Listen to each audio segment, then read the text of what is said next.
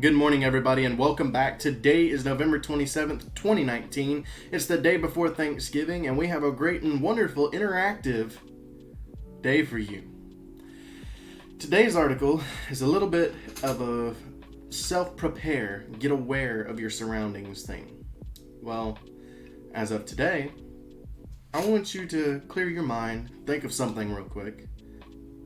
Don't get too attached to the idea, because what I'm about to do is I'm about to ask you to imagine clicking a button, flicking your wrist and watching as your neighborhood floods. The reed-covered shorelines are the first to go, then the baseball fields at Fleming Park.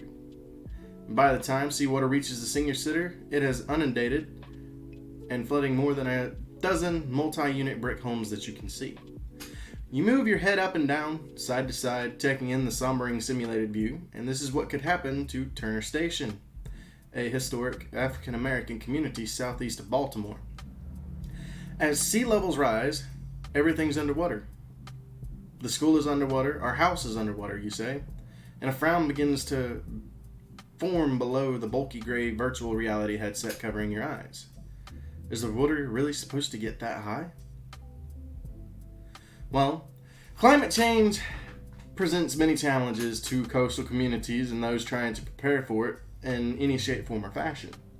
But one of the most basic is also one of the most vexing. How do you show people and convince them of a possible future? It's one thing to hear or read about the sea levels rising, but what do you do to prepare these people for something that may or may not happen? Well, the sea levels are rising, and they have gotten about 7 feet in Maryland. And by the end of the century, it's going to get higher. In worst case scenarios, it'll be underwater. These people are prepared, but not. In the same essence that they are prepared, they're also unconcerned to a breath. If it's hard to imagine, it's hard to find and face and prioritize, especially when there are so many tangible issues. People are facing different things day to day, so this really sits on the back burner for them. Well, communicating the realness and immediacy of the climate threat is hugely important to the climate researchers and those aiming to mitigate its causes. But it's also paramount to communities faced with coming changes that are already unavoidable.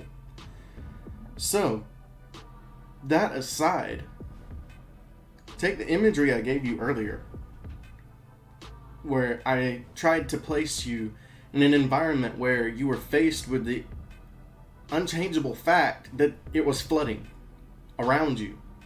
There was nothing you could do. This is what happens when people think that climate change does not exist. This is what happens when people think that climate change does not affect them, does not involve them, or anything to that nature. We have to stand together and understand, no matter where we are, climate change is real, and climate change affects every one of us.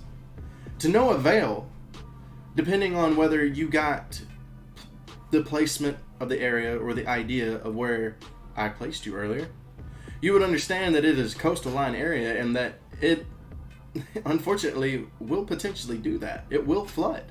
It'll destroy homes, lives, everything.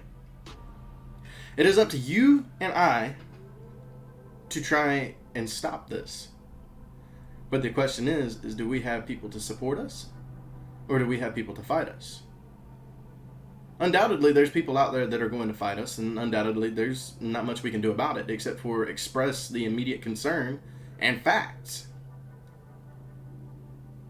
Unfortunately, that's all the time we have for today. Please remember that you can follow us on Twitter, Instagram, Facebook, Reddit, here on YouTube, LinkedIn, listen to our podcasts on Anchor, and pay attention to our Snapchat and TikTok. As always, we are here, and I hope you have a wonderful day.